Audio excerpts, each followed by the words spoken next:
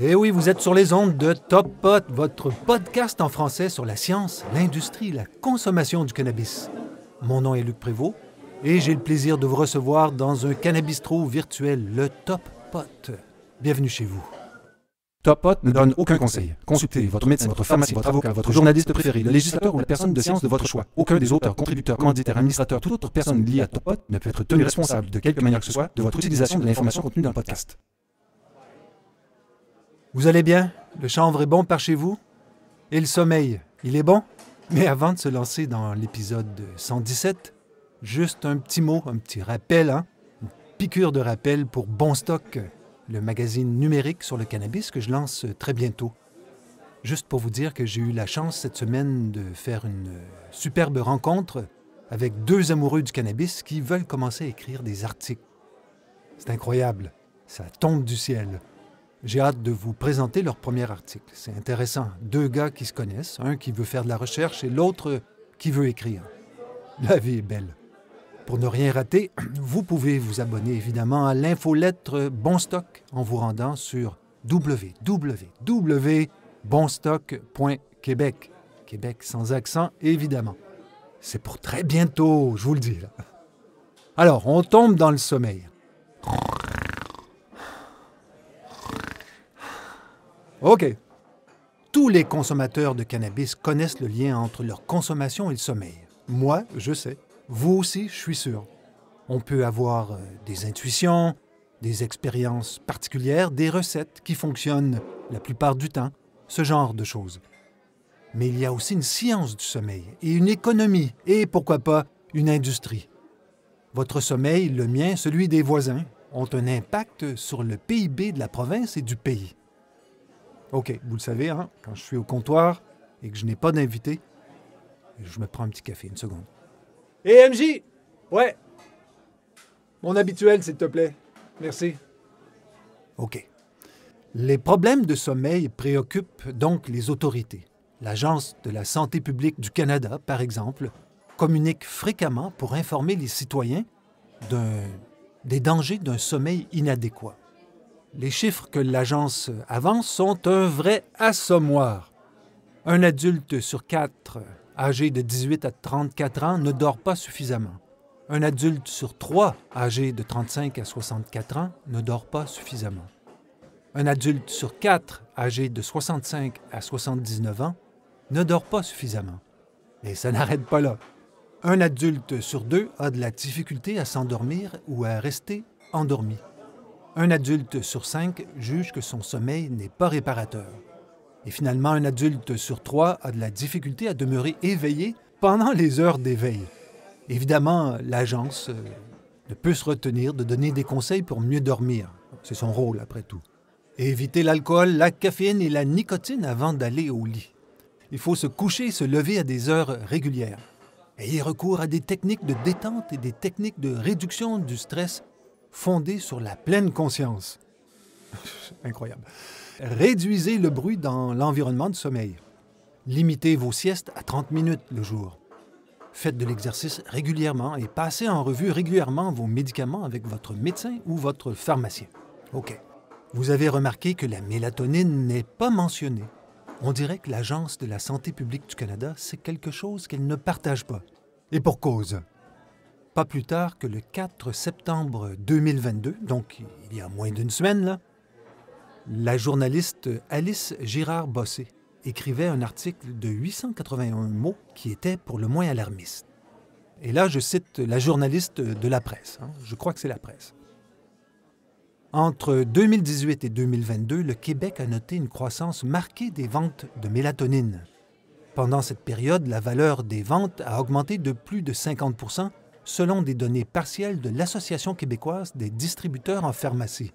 La mélatonine, une hormone sécrétée naturellement par le cerveau dans la noirceur, permet de préparer le corps à l'endormissement. Commercialisés à partir des années 2000, les suppléments de mélatonine, peu coûteux et naturels, semblaient la solution miracle contre les troubles du sommeil. Les études sur leur efficacité se sont toutefois avérées moins concluantes qu'anticipées. Juste une seconde, Merci, MJ! Oh, c'est bon. Un peu d'eau. Ça y est. Qu'est-ce que je disais? Ah oui, j'étais en train de vous lire un passage de l'article de Mme Girard-Bossé. Je termine. Un impact positif de la mélatonine s'observe en lien avec le décalage horaire, les troubles du rythme circadien du sommeil ou pour réduire l'anxiété avant une intervention chirurgicale. Toutefois, il existe peu de preuves solides sur son efficacité ou son innocuité pour traiter l'insomnie chronique, déclarent sur leur site Internet les Instituts américains de la santé. Fin de la citation. En gros, l'article avance qu'aux États-Unis, il y a un boom de 530 % de la consommation de la mélatonine. Une tendance à la hausse de la consommation existerait aussi au Québec. Et le Centre antipoison Québec s'inquiète. La mélatonine étant une hormone, et là je cite texto le texte de la presse, il est possible que les suppléments de mélatonine affectent le développement hormonal, notamment la puberté, les cycles menstruels et la surproduction de l'hormone prolactine, mais nous n'en sommes pas certains. Fin de la citation. Donc, en gros, il ne faudrait pas aller à la pharmacie acheter de la mélatoto ou de la méladodo sans consulter un professionnel de la santé. Exactement comme il ne faut pas aller à l'SQDC pour une condition médicale.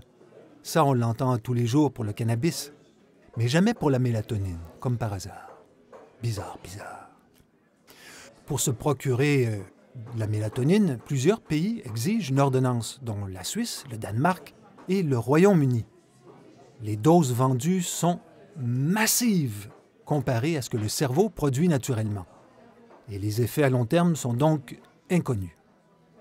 Contrairement au cannabis, il n'y a pas de réel standard non plus dans la production de la mélatonine. Un exemple, l'article de la presse nous informe qu'en 2017, une étude ontarienne sur 30 compléments commerciaux de mélatonine a mis à jour que des comprimés de mélatonine contenaient une dose 478 fois plus forte que la dose annoncée sur l'étiquette, avec des variations entre les lots qui pouvaient atteindre 465 %. Je me permets de vous rappeler, encore une fois, que la mélatonine est une hormone. Donc, cet article a été publié il y a quelques jours. Mais moi, là, Luc, votre Luc, voici ce que j'écrivais le 29 octobre 2019. Donc, il y a presque 3 ans, dans l'épisode 5, le 5e, qui portait sur le cannabis et le café. C'est ici que l'autocitation commence. Le gouvernement canadien, le gouvernement québécois, tous les organismes, à l'exception du crime organisé, exhortent la population à faire attention aux molécules de cannabis. Et quand un produit est vendu en pharmacie, qu'il s'agisse de formulations homéopathiques ou de la mélatonine, le commerce prime. Pourquoi les pharmaciens vendaient des produits homéopathiques? Pour le profit, exactement comme lorsqu'ils vendaient des cigarettes. Certains diront que c'est parce que les clients en demandent. La science parle, mais le marché, le grand marché, lui, crie.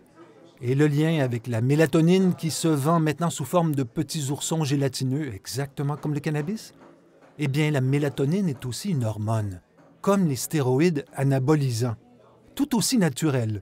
Et quand on prend des stéroïdes, il y a de fortes chances que les testicules deviennent toutes petites, surtout si on est un homme. Et donc, le corps arrête de fabriquer sa propre testostérone. La mélatonine, je le disais, est aussi une hormone fabriquée par l'épiphyse ou la glande pinéale. La Société canadienne de pédiatrie affirme sur son site que, pour Santé Canada, la mélatonine est un produit de santé naturelle. Est-ce que le corps de l'enfant qui gobe des oursons de mélatoto pour faire plaisir à ses parents va être capable de continuer à produire sa propre mélatonine lorsqu'il sera adulte? Faites comme moi. Demandez à votre pharmacien. Est-ce que la prise de l'hormone mélatonine conduit à long terme à une défaillance de la production par l'humain? La mienne de pharmacienne, qui par ailleurs est une personne remarquable, m'a dit qu'elle ne le savait pas. Trop tôt pour le dire. Le plus drôle, enfin drôle, est que Santé Canada dit de tout son poids de spécialiste de la santé que la mélatonine est uniquement pour les adultes. C'est écrit sur leur site, je l'ai lu, je l'ai vu.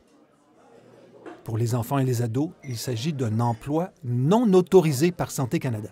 On voit ici clairement le double standard pour un produit qui vient directement d'un laboratoire pharmaceutique versus un produit utilisé depuis des milliers d'années, sans histoire particulière. Fin de l'autocitation. OK. Toute cette longue intro était une mise en bouche pour examiner comment et pourquoi le cannabis affecte notre sommeil. Sans jamais rejeter la science, il me semble important de démontrer que les autorités se servent de la science, de la bonne et de la mauvaise, pour des raisons purement économiques. Non, je ne parle pas de la construction du tunnel à Québec, qui est une injure à la science, ou de la promotion de l'alcool par le premier ministre du Québec, qui est aussi une injure à la science. Une étude récente a même été commentée par le réseau TVA il y a quelques jours, le 4 septembre. Le titre de l'article « La légalisation du cannabis pourrait faire baisser la valeur boursière des entreprises pharmaceutiques ». Et là, je cite texto encore une fois. Dans leur étude, les lois américaines sur le cannabis devraient coûter des milliards aux entreprises pharmaceutiques. Une équipe du département d'économie de l'Université du Nouveau-Mexique a étudié comment les rendements boursiers des sociétés pharmaceutiques cotées en bourse ont réagi aux événements de légalisation du cannabis médical et récréatif. Ils ont constaté que les rendements boursiers étaient de 1,5 à 2 % inférieurs 10 jours après un événement de légalisation du cannabis et que les implications de la vente annuelle de cette réduction se chiffraient en milliards. Fin de la citation. On peut donc imaginer, sans dire que je suis un commentateur mal renseigné, que le cannabis va jouer dans le jardin des géants du pharmaceutique. Si TVA le dit, forcément, c'est vrai. Non. Ouais. Alors, les partis politiques québécois ne s'intéressent pas au cannabis. Éric Duhaime, le supporter inconditionnel du privé, ne veut pas toucher à la SQDC. Il a dit ça cette semaine, là, ou il y a quelques jours. Il est le plus récent exemple de ce manque d'intérêt pour le cannabis ou de la peur d'un dossier explosif incontournable et incontrôlable, ou de la simple peur d'un dossier mal maîtrisé. Eh bien, le sommeil, je crois, va finir par réveiller nos politiciens. Et évidemment, si la mélatonine est en vente libre malgré les dangers connus, c'est que le législateur se fout de ce qui se passe dans votre maison, sauf si vous faites pousser 4 plants de cannabis. Mais pour ça aussi, on va bientôt avoir une décision de la Cour suprême du Canada. Mais pourquoi les problèmes de sommeil de la population réveilleraient nos politiciens? Parce que les gens qui dorment mal performent mal au travail et les coûts sont énormes pour la société. Actuellement, aux États-Unis, les problèmes de sommeil causent une perte évaluée à 1,23 million de jours de travail par an. Cela coûterait à l'économie américaine 411 milliards de dollars par an. Suivent dans l'ordre des plus fortes pertes économiques reliées au manque de sommeil le Japon, le Royaume-Uni, l'Allemagne et le Canada, qui lui perdraient environ 78 000 jours ouvrables. Sans oublier, effectivement, que le manque de sommeil est associé à un plus fort risque de mortalité. Au Canada, j'ai trouvé une petite statistique, le coût de l'insomnie est estimé à 5 010 $ canadiens par personne par année à cause de l'absentéisme au travail et de la productivité réduite qui en résulte. Au détour, j'ai découvert une recherche à laquelle a participé, entre autres, le département de psychologie de l'Université de Montréal, le Centre d'études avancées en médecine du sommeil de l'Hôpital du Sacré-Cœur de Montréal, l'École de psychologie de l'Université Laval, l'École de santé publique du département de médecine sociale et préventive de l'Université de Montréal, l'Institut universitaire de santé mentale de Montréal. Ouf! Il y en a d'autres, mais ils ne sont pas du Québec. Guelph, je crois, en Ontario. Alors, le titre de l'étude a le mérite d'être clair. Economic Burden of Insufficient Sleep Duration in Canadian Adults. La conclusion est tout aussi limpide. La durée insuffisante du sommeil est un facteur important des dépenses de santé et des pertes de productivité liées à la santé au Canada. Que les enfants québécois développent de nombreux problèmes parce qu'ils utilisent de la mélatonine n'intéresse pas le législateur québécois, pour l'instant en tout cas. Mais un ralentissement de l'économie a plus de chances de l'interpeller, et c'est un peu le motif secret de cet épisode dans le contexte de l'élection provinciale québécoise. Je précise que certaines compagnies semblent déjà avoir prévu le retour de fronde contre la mélatonine. J'ai vu passer un produit cette semaine qui s'appelle Premaz Sleep Tight. Le produit est annoncé comme étant formulé par un médecin avec du CBD, des composés d'acides aminés, des herbes calmantes et surtout, sans mélatonine. C'est écrit sur l'étiquette. C'est la première fois que je voyais ça dans le cannabis. Une étiquette qui annonce la présence d'une absence. En fait, ce n'est pas exact. J'ai vu des étiquettes qui annoncent que les fleurs ne sont pas irradiées. Encore la présence de l'absence. Alors, regardons rapidement ce qu'est le sommeil, mais par le prisme du rythme circadien. Il y a une raison qui va devenir apparente un peu plus tard dans l'épisode. J'avais 5 ou 6 ans quand j'ai vu un documentaire sur l'explorateur français Michel Siffre. Ça s'écrit S-I-F-F-R-E. Il s'intéressait au rythme circadien. Je me rappelle avoir vu le monsieur descendre s'isoler dans un gouffre à 100 mètres de profondeur, sans repère avec le jour et la nuit. Quand il remonte pour sortir son gouffre le 14 septembre 1962, Siffre pense qu'il s'agit du 20 août, à force de confondre ses siestes et ses longues nuits entre guillemets, car il était toujours dans le noir, sauf évidemment l'éclairage qu'il avait descendu avec lui pour être fonctionnel, lire, se faire à manger, etc. Le plus troublant est que son horloge biologique fut trompée par l'expérience et que Siffre se mettait à table pour son petit déjeuner à 19 h et qu'il se couchait pour la nuit aux alentours de midi. Siffre dira plus tard que sans repère, c'est le cerveau qui crée l'illusion du temps. Il était un explorateur spéléologue-géologue de formation, mais j'avais l'impression, petit enfant que j'étais, qu'il explorait surtout ce qui se passait dans sa tête. C'est peut-être ma première rencontre avec la science dans le fond d'une grotte. Comme enfant, j'avais été troublé par ces constatations. Je ne sais pas pourquoi, par contre.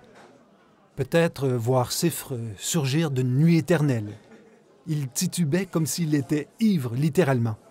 Des policiers, qui ressemblaient au comique Louis de Funès avec leur képi, se sont précipités maladroitement pour l'aider en masquant ses yeux, car le soleil l'aveuglait littéralement.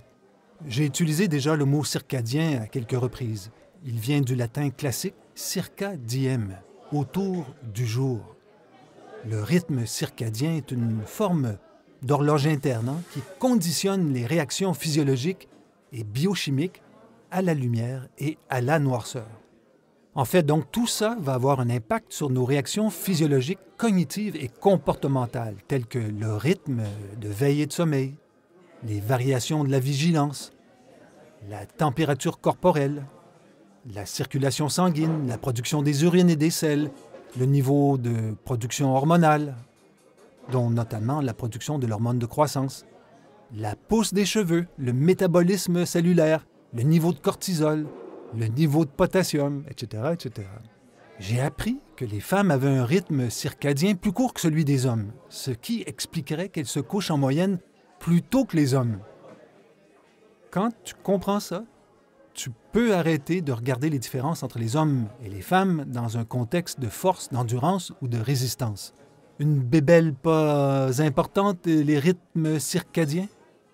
Pas vraiment, car en 2017, les chercheurs Hall, Jung et Robach ont reçu le prix Nobel de physiologie ou médecine pour leur découverte des mécanismes moléculaires contrôlant le rythme circadien. Les rythmes circadiens sont générés par des mécanismes cérébraux et l'environnement. Oui, c'est incroyable, hein? La rotation de la Terre et les variations lumineuses sont impliquées. Mais les petits bébés naissants n'ont pas de rythme circadien, peut-être pour tout simplement leur permettre de dormir aussi bien le jour que la nuit.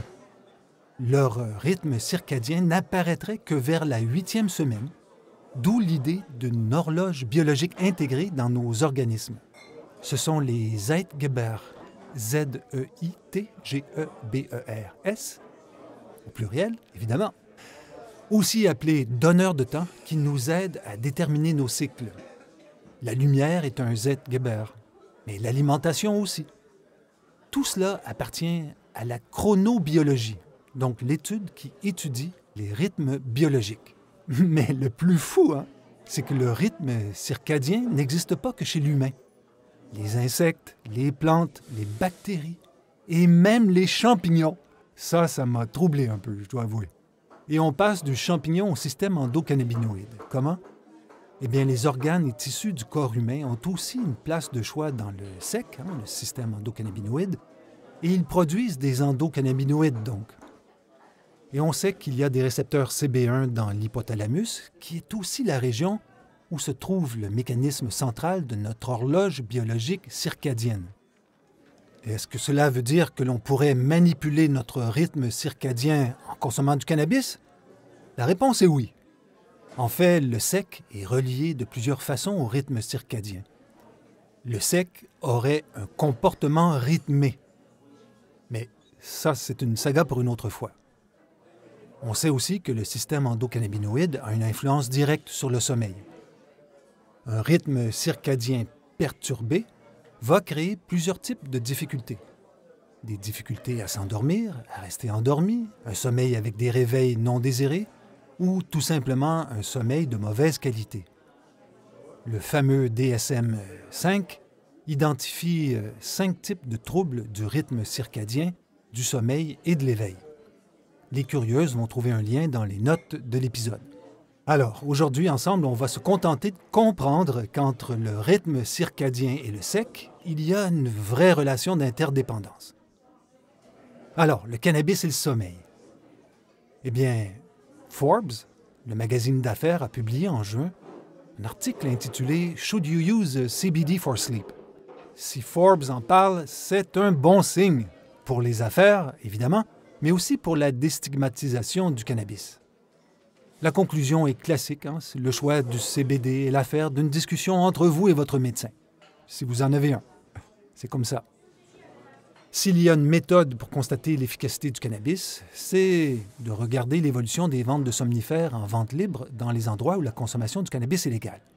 Et ça tombe bien, car une telle étude existe pour le Colorado, où les ventes de somnifères étaient en augmentation de façon constante jusqu'à la légalisation.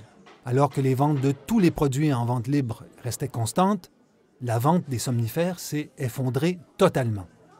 Plus le nombre de points de vente a augmenté, plus les ventes de somnifères ont diminué. Scientifiquement, cela ne veut pas dire que le cannabis est plus efficace.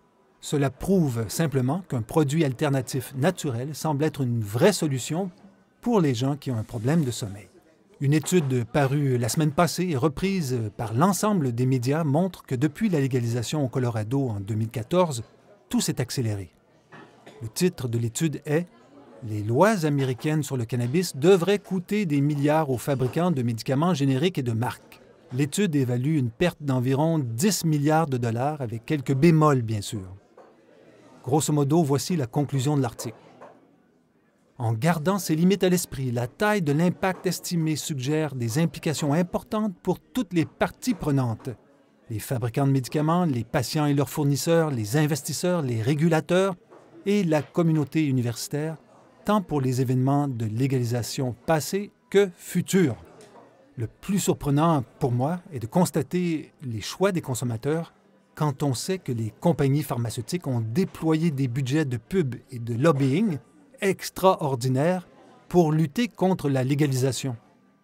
Je disais plutôt que le magazine Forbes parlait du CBD comme solution au problème de sommeil. Évidemment, c'est encore difficile de parler de THC aux États-Unis.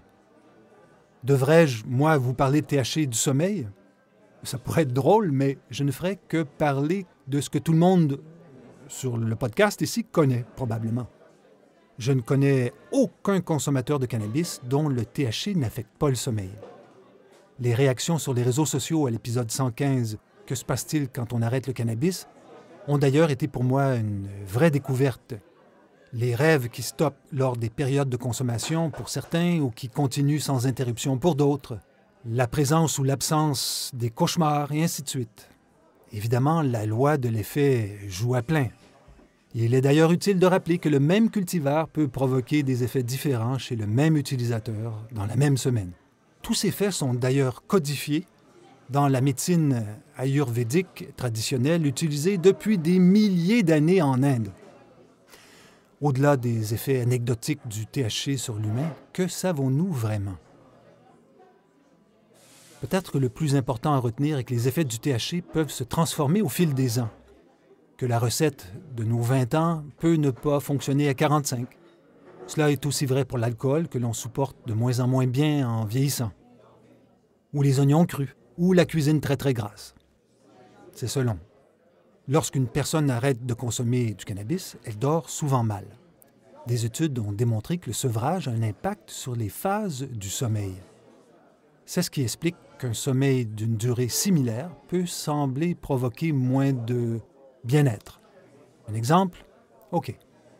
Le sommeil paradoxal va augmenter dans une forme de compensation qui expliquerait l'apparition des rêves désagréables très vivides qui vont disparaître si l'abstinence de cannabis est maintenue.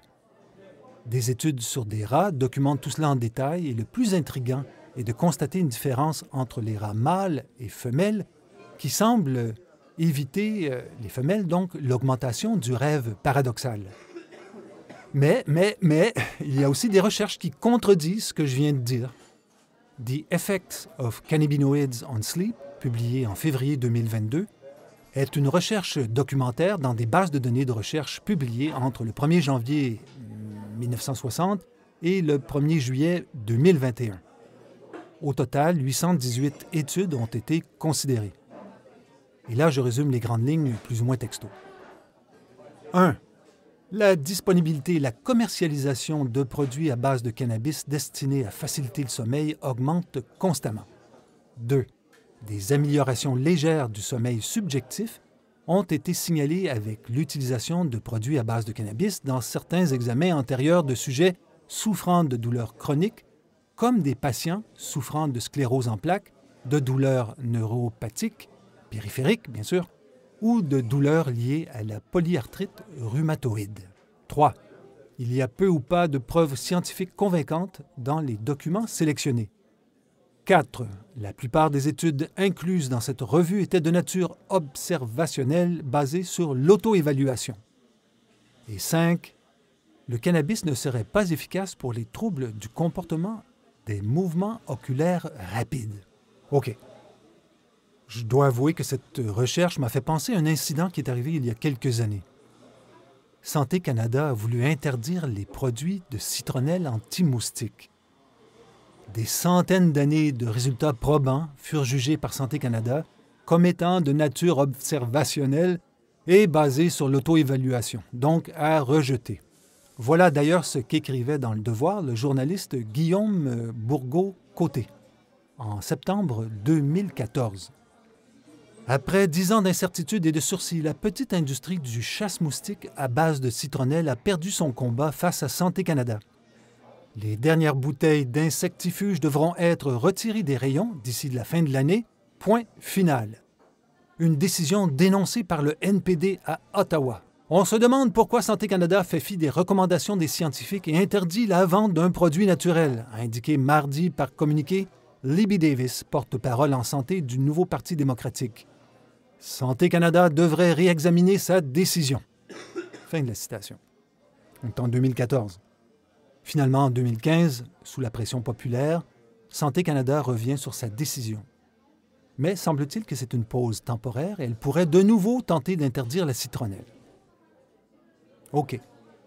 Il manque un élément très important dans notre discussion et le plus important de ces arguments s'écrit en 3 lettres. CBN. Oui, le cannabinol et non pas le cannabidiol. Il cible les mêmes récepteurs du SEC, le système endocannabinoïde, tout en produisant des effets différents. Le CBN fait partie de la famille des cannabinoïdes mineurs, comme le CBD, mais sa filière de production est entièrement différente. Alors que le THC, le CBD ou le CBC proviennent tous du CBG ou cannabigérol, le premier cannabinoïde qui apparaît dans la vie d'un plant de cannabis. C'est le travail des enzymes sur le CBG qui le transforme en THC, CBD ou CBC. Le CBN, lui, est dans une classe à part. C'est une dégradation du THC, causée par la chaleur ou le soleil qui le crée. Si le THC a été isolé pour la première fois en 1964 par Meshulam, mais aussi par Gaoni à l'Institut Weizmann de Rehovot, en Israël, ce n'est pas le premier cannabinoïde isolé dans sa forme pure. Ce privilège revient, et oui, au CBN, qui a été découvert 68 ans plus tôt, soit en 1896. Il est quelle heure, là? Oh, c'est l'heure, juste un instant. Hey, MJ, Merci beaucoup, hein? On se reparle. Bye. OK, je me ramasse. En 1896, donc, c'est un dénommé Wood qui a isolé le CBN. Il a fallu attendre 1940 pour que l'on connaisse parfaitement sa structure. On a pensé initialement, et à tort, que c'était un psychotrope. La dégradation dont on parle, c'est simplement, par exemple, l'exposition de H au soleil et aux intempéries qui créent les bonnes conditions pour qu'une forte concentration de CBN apparaisse et s'accumule. Dans une fleur de cannabis, il y a finalement très peu de CBN. C'est là où la fermentation de précision ou l'agriculture cellulaire fait rêver toute la planète cannabis. Mais ça aussi, c'est une saga pour une autre fois. Le petit coquin de CBN est capable d'agir avec les récepteurs CB1 et CB2 du sec. Dans cette interaction, les récepteurs seraient la serrure et le CBN serait la clé. Et les bénéfices du CBN sont nombreux. 1, il stimule l'appétit. 2, il agit sur les glaucomes. 3, il est antibactérien. 4, il est anti-inflammatoire. Et 5, le CBN protégerait le cerveau. Une étude de 2004 sur des souris a déterminé que le traitement de la sclérose latérale amyotrophique, le SLA, avec du CBN a retardé la progression de la maladie. Malgré toutes ces qualités, à court terme, et par court terme, je veux dire demain soir, quand on sera dans notre lit, le principal bénéfice du CBN est qu'il agit comme un sédatif très efficace.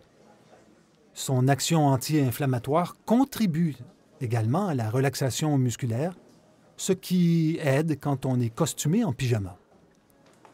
Voilà donc la première action du CBN pour le sommeil. Mais il existe une deuxième interaction plus complexe qui nous ramène à Michel Siffre, notre gentil explorateur de la noirceur, et au rythme circadien dont je vous parlais au début de l'épisode. Le CBN pourrait interagir avec les récepteurs TRPV2. Oh, le CBD sait aussi faire ça, car c'est un cannabinoïde d'origine végétale qui sont les seuls agonistes du TVPR2. Un agoniste, c'est l'inverse d'un antagoniste. Et voilà un mot que nous connaissons. Il y a dans mon dictionnaire 3 définitions du mot antagoniste. Et je vais prendre la première car c'est la plus simple. Il s'agit d'un individu, d'un groupe ou d'un principe en opposition, en lutte avec un autre, un rival, un adversaire, un concurrent. Et les exemples qui sont donnés sont tenter de réconcilier les antagonistes d'un conflit qui a trop duré. Quand j'étais petit, ma mère me disait « Arrête d'antagoniser ton petit frère! » Agoniste est donc l'inverse d'antagoniste. Alors, le CBN est agoniste des récepteurs TRPV2. Cela veut dire qu'il se lie de façon réversible avec un récepteur. Jusque-là, rien de spécial. La pirouette qui nous ramène au début de l'épisode vient du fait que le récepteur TRPV2 serait relié à la gestion du rythme circadien. Et voilà! Enfin! C'est ça qu'il voulait nous dire, Luc. Le CBN pouvant interagir avec le récepteur TRPV2, il est possible qu'il déclenche la somnolence et signale au cerveau et au corps de se reposer. Mais on ne sait pas comment il ferait ça, pas encore. Le sommeil est important pour la survie de l'individu, la mienne, la vôtre, et notre bon fonctionnement. Mais le sommeil, lorsqu'on le considère globalement, est un des vecteurs les plus importants d'une économie qui performe bien. Les chiffres sont clairs. Le mauvais sommeil coûte cher à nos sociétés. Notre environnement, celui que nous créons dans nos résidences avec tous nos appareils électroniques, la Wi-Fi et tout le Bataclan, et là je pense à votre micro-ondes, et tout ça est de plus en plus problématique. L'autre environnement, celui que nous subissons, à l'extérieur, là je pense aux réseaux qui nous bombardent en permanence, le plus récent est le G5, eh bien tout ça n'est guère hospitalier. Le grand principe de précaution prend toujours le bord quand le commerce parle plus fort. Nous sommes littéralement tous les cobayes d'une expérimentation à ciel ouvert où chacun doit trouver la meilleure façon de protéger son sommeil. Je n'ai pas dormi cette nuit, c'est un fait. Après une vie entière sans problème, cela fait 3 fois dans le dernier mois que je n'ai pas trouvé le sommeil.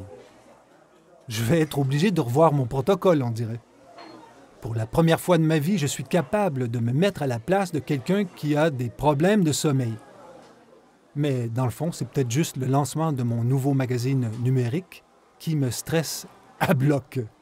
www.bonstock.québec. Je vais bientôt en avoir le cœur net. Hein? Et voilà, c'était le 117e épisode de Top Pot. Questions, commentaires, critiques, n'hésitez pas à m'écrire, lucprévost@hotmail.com. Je vous remercie pour votre écoute, vos partages et vos suggestions.